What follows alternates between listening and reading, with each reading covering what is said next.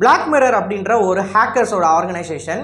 இந்த ஆர்கனைசேஷனோட முழு வேலையே என்ன அப்படின்னா, Russian aviation corporation or Russian weapons manufacturing இண்டஸ்ட்ரீஸோட முக்கியமான தகவல்களை ஹேக் பண்ணி அதை நேசப்படைகளுக்கு கொடுக்கறது தான் இவங்களோட முழு நேர பணியே. இந்த நிறுவனம் சமீபத்தில் ரஷ்யன் ஏர்கிராஃப்ட் கார்பரேஷன் எத்தனை போர் விமானங்களை எந்தெந்த நாடுகளுக்கு எக்ஸ்போர்ட் பண்ண போகுது அப்படின்ற சில முக்கிய டாக்குமெண்ட்ஸை லீக் பண்ணியிருக்காங்க. அந்த லீக்கான டாக்குமெண்ட்டில் 48 Su-35 ரக போர் விமானங்கள் ஈரானை சென்றடைய போகுது அப்படின்ற தகவல் நமக்கு கிடைச்சிருக்கு. ஸோ இன்னைக்கான காணொலியில் நம்ம எதை பற்றி பார்க்க போகிறோம் அப்படின்னா, இந்த 48 Su-35 போர் விமானம் இஸ்ரேலுக்கு எதிரான ஏர் டாமினன்ஸை டோட்டலாக ஈரான் பக்கம் சாதகமாக கொண்டு வருமா அப்படின்றது தான். நான் உங்கள் ஆகாஷ், தமிழ் பொக்கிஷம் வழங்கும் டிபி டிஃபென்ஸ். முதல் விஷயம், லீக்கான டாக்குமெண்ட்ஸ்ல இருந்து அல்ஜீரியா தான் Su-57 ரக போர் விமானத்தோட முதல் கஸ்டமராக இருக்க போறாங்க அப்படின்றது நமக்கு தெரிய வந்திருக்கு. சுமாராக 12 ஏர் ஃப்ரேம்ஸை அல்ஜீரியாவுக்கு அனுப்ப போறாங்க அண்ட் 48 Su-35 ஈரானுக்கு அனுப்ப போறாங்க. Su-35 ஈரான் சூஸ் பண்ணதுக்கு ஒரு காரணம் இருக்கு. சும்மாலாம் அவங்க ரஷ்யன் ஏவியேஷன் கார்பரேஷன்ல Su-35 சூஸ் பண்ணல. மிக முக்கியமான காரணம் என்ன அப்படின்னு பார்த்தீங்கன்னா, இந்த ஏர் ஃப்ரேம் ஒரு வெல் டெஸ்டட் வெல் ப்ரூவனான ஒரு ஏர் ஃப்ரேம். உலகத்தில் ஏகப்பட்ட நாடுகள் இந்த Su-30, Su-27, Su-35 இந்த 3 ஏர்கிராஃப்டில் ஏதாவது ஒன்று ஆப்ரேட் பண்ணிக்கிட்டு இருக்காங்க. சீனாவாக இருக்கலாம், இந்தியாவாக இருக்கலாம், மலேசியாவாக இருக்கலாம், இப்படி ஏகப்பட்ட நாடுகள் வந்து இந்த ஏர் ஃப்ரேம்ஸ் ஆப்ரேட் பண்ணுறாங்க.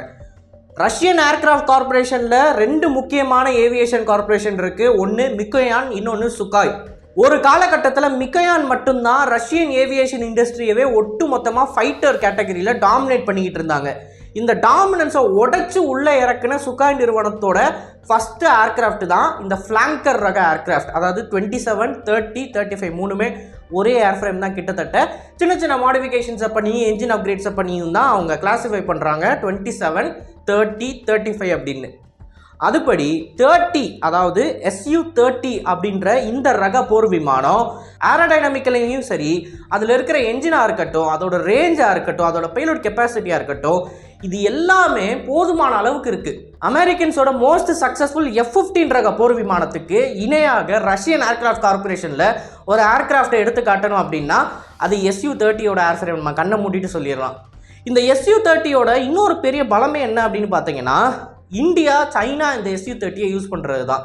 யூஸ் பண்ணுறதுன்றதை தாண்டி நம்ம இண்டிவிஜுவலாக நிறைய மாடிஃபிகேஷன்ஸை Su-30 பண்ணுறோம், 2 நாடுகளுமே. ஃபார் எக்ஸாம்பிள் சொல்லணும் அப்படின்னா, இந்தியாவாகிய நம்ம Su-30 பிரம்மோஸ் ரக ஏவுகணைகளையும் அது போக ராம்பேஜ் மாதிரியான ஏவுகணைகளையும் இன்டெக்ட் பண்ணி வச்சுருக்கோம். இது எந்த அளவுக்கு பாகிஸ்தானி ஏர்பேஸஸை காலி பண்ணுச்சு அப்படின்னு சொல்லி ஆப்ரேஷன் சிந்தூரில் நம்ம பார்த்தோம். இன்னொரு பக்கம் சீனா ஒரு படி மேலே போய் என்ன பண்ணியிருக்காங்க அப்படின்னா, இந்த Su-30 ஒட்டுமொத்தமாக ஒரு எலக்ட்ரானிக் வார்ஃபேர் யூனிட்டாக மாற்றி வச்சுருக்காங்க. அதாவது அமெரிக்கன்ஸ் கிட்ட கிரவுலர் அப்படின்னு சொல்லி ஒரு ஏர்கிராஃப்ட் இருக்கும். இந்த கிரவுலர் வந்து FA-18 சூப்பர் ஹார்னட்டோட ஒரு மாடிஃபைடு வேரியண்ட். அந்த ஏர்கிராஃப்டில் எந்த ஏவுகணைகளும் பாம்ஸும் இருக்காது. முழுக்க முழுக்க எதிரிகளோட ரேடார் மற்றும் கம்யூனிகேஷன்ஸை குழப்புவதற்கு மற்றும் ஜாம் பண்ணுவதற்கு தேவையான எலக்ட்ரானிக் வார்ஃபேர் சிஸ்டம்ஸ் மட்டும்தான் அந்த ஏர்கிராஃப்டில் இருக்கும். ஒரு ஸ்ட்ரைக் பேக்கேஜில் இந்த ஒரு விமானத்தை சேர்த்து அனுப்புவாங்க. இதோட வேலை சண்டை போடுறது கிடையாது, எதிரியை குழப்புறது. அதே மாதிரி சீனர்கள் என்ன பண்ணாங்க அப்படின்னா, ஒரு Su-30 ஏர்ஃப்ரேம் எடுத்து அந்த ஏர்ஃப்ரேமை ஒட்டு மொத்தமாக எலக்ட்ரானிக் வார்ஃபேர் அப்படின்னு சொல்லி மாடிஃபை பண்ணி அதை அமெரிக்கன்ஸோட கிரவுலர் மாதிரி உருவாக்கி வச்சுருக்காங்க. இது ரஷ்யன்ஸ் கிட்டேயே இல்லை. ரஷ்யன்ஸுமே என்ன பண்ணுவாங்கன்னா, எலக்ட்ரானிக் வார்ஃபேருக்கு ஒரு பாடு மட்டும்தான் இன்டகிரேட் பண்ணுவாங்க. ஜஸ்ட் ஒரே ஒரு பாடு தான் இருக்கும். அந்த பாடு எல்லா ஏர்கிராஃப்ட்லையுமே இருக்கும். ஒரு ஏர்ஃப்ரேமில் ஒட்டு மொத்தமாக எலக்ட்ரானிக் வார்ஃபேருக்குன்னு சொல்லி ரஷ்யன்ஸே அது இது வரைக்கும் ஒதுக்கலை, சீனர்கள் பண்ணி வச்சுருக்காங்க. அது மட்டும் கிடையாது, இந்த Su-30 ஏகப்பட்ட வேரியன்ட்ஸ் இருக்குது. Su-30 MKA இருக்குது, MKK இருக்குது. அது போக மலேசியன் ஏர்ஃபோர்ஸ் அவங்களுக்கு தனியாக நிறைய மாடிஃபிகேஷன்ஸை பண்ணியிருக்காங்க. இப்படி உலகம் ஃபுல்லாக Su-30யோட இன்டர்னல் எலக்ட்ரானிக்ஸை அப்கிரேட் பண்ணாத ஆளுங்களே கிடையாது. நம்மளோட ஏர்கிராஃப்டில் ஃப்ரெஞ்சு நாட்டோட ஏவியேஷன் வந்து நம்ம பயன்படுத்திக்கிட்டு இருக்கோம், ஏவியேஷன் எக்யூப்மெண்ட்ஸ் வந்து பயன்படுத்திக்கிட்டு இருக்கோம். அண்டு சைனீஸ் அவங்களோட சொந்த ஃப்ளை பை வயர் சிஸ்டம்ஸ், அது மட்டும் இல்லாமல் சொந்த நாட்டு வெப்பன்ஸ் எல்லாத்தையுமே இன்டகிரேட் பண்ணி பயன்படுத்திக்கிட்டு இருக்காங்க.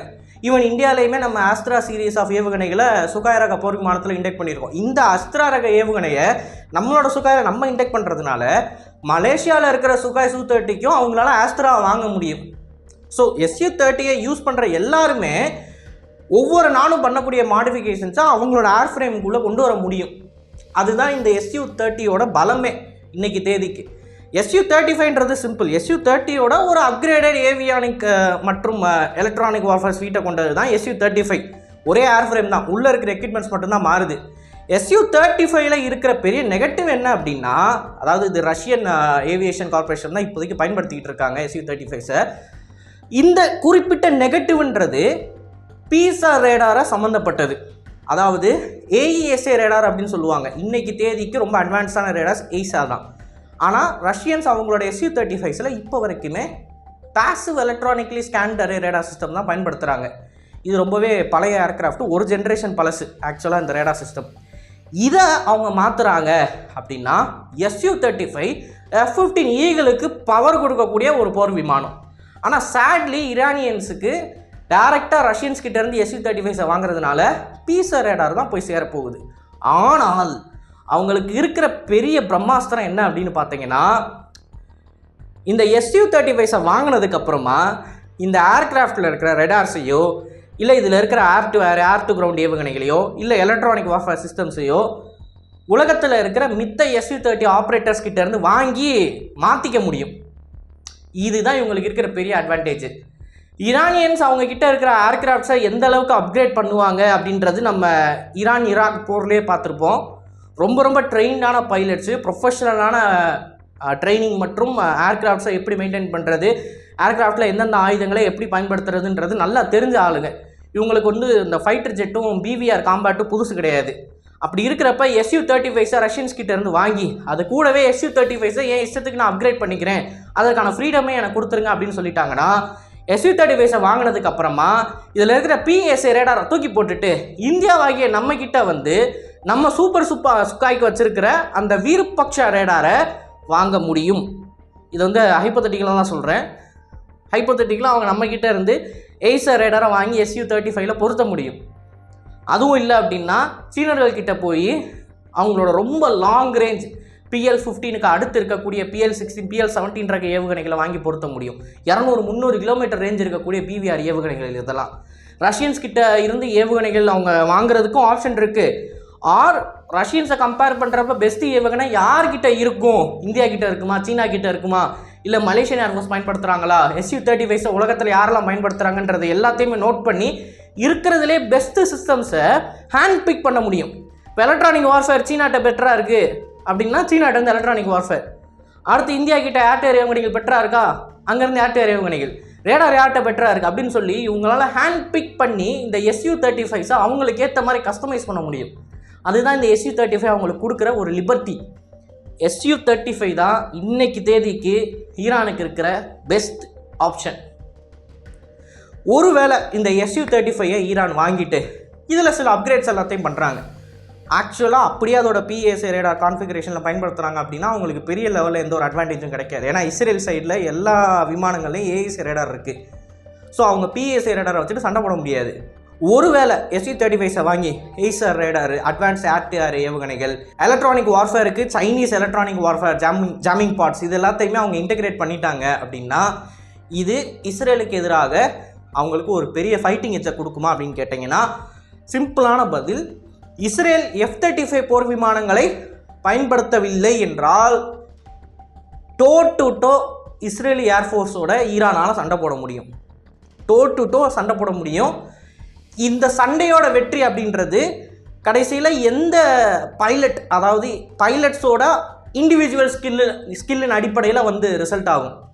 அந்த லெவலுக்கு இஸ்ரேலி ஏர்ஃபோர்ஸை இவங்களால் மேட்ச் பண்ண முடியும் SU-35 இவங்க வாங்குறதன் மூலமாக.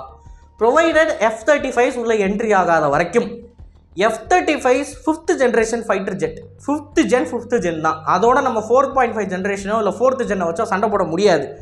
ஸோ 5th ஜென் வராத வரைக்கும் இஸ்ரேலி ஏர்ஃபோர்ஸை அடக்கக்கூடிய ஒரு பலம் அப்படின்றது SU-35 ஈரானுக்கு கொடுக்கும். இது ஈரானியன் ஏர்ஃபோர்ஸை அடுத்த கட்டத்துக்கு எடுத்துகிட்டு போகும்.